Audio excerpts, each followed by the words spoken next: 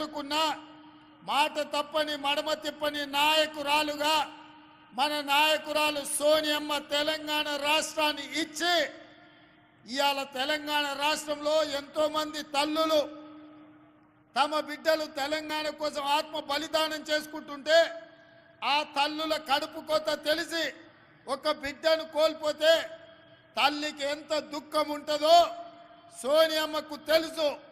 ఎందుకంటే తన కళ్ళ ముందల్నే తన అత్తగారిని AK-47 తుపాకీ తూటాలతోని ముష్కరులు కాల్చి చంపినరు.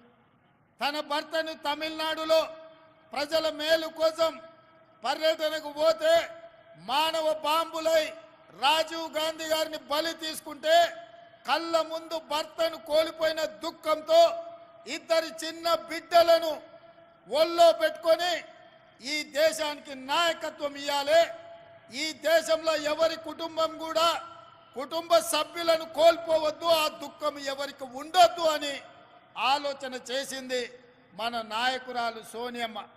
అందుకే తెలంగాణ ఉద్యమంలో పిల్లలు చచ్చిపోతుంటే ఆత్మ బలిదానాలు చేసుకుంటుంటే అధికారం పోయినా పర్వాలేదు, ఆంధ్రప్రదేశ్లో పార్టీ చచ్చిపోయినా పర్వాలేదు, కేంద్రంలో అధికారం కోల్పోయినా పర్వాలేదు, ఇక ఏ తల్లి కూడా దుఃఖంతో తన బిడ్డను కోల్పోవద్దు, నేను తెలంగాణ రాష్ట్రం ఇస్తా అని చెప్పి ఇచ్చిన మాట నిలబెట్టుకొని తెలంగాణ రాష్ట్రాన్ని ఇచ్చిన మహిళా శక్తి శ్రీమతి సోనియమ్మ అని చెప్పి నేను ఈ సందర్భంగా తెలియజేస్తున్న మిత్రులారా. ఇవాళ మా అక్కలకు, మా చెల్లెళ్లకు, మా పెద్దమ్మలకు, మా అమ్మలకు నేను గుర్తు చేయదలుచుకున్నా, కాంగ్రెస్ పార్టీ అంటే ఇందిరమ్మ, కాంగ్రెస్ పార్టీ అంటే సోనియమ్మ, కాంగ్రెస్ పార్టీ అంటే ప్రియాంక గాంధీ. మరి ఇవాళ కాంగ్రెస్ పార్టీని నడుపుతున్నదే మహిళా శక్తి. మన నాయకురాళ్ళు ఒక మహిళా నాయకత్వంలో మేము పని చేస్తున్నాము అంటే మేము గర్వంగా గొప్పగా చెప్పుకుంటున్నాం మా నాయకురాలు సోనియా గాంధీ అని. అందుకే వచ్చిన తెలంగాణ రాష్ట్రంలో 10 సంవత్సరాలు ఏ ఆడబిడ్డను పట్టించుకోలే, ఏ ఆడబిడ్డను కలవలే.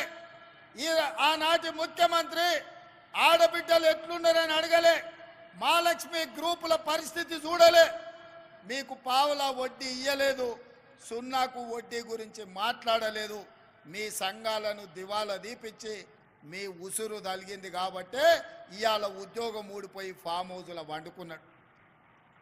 వెనకటికి మన పెద్దలు చెప్పిండ్రు, ఆడబిడ్డ కన్నీరు పెట్టద్దు, ఏ ఇంట్లో ఆడబిడ్డ కన్నీళ్లు పెట్టదో ఆ కన్నీళ్లు ఊరికే పోవు, తప్పకుండా బలి తీసుకుంటాయని.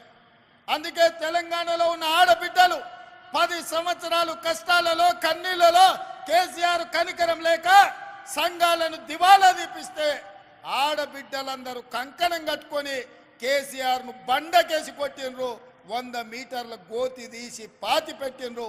అందుకే ఇవాళ ఈ వేదిక మీద ఇందిరమ్మ రాజ్యం కాంగ్రెస్ ప్రభుత్వం వచ్చింది.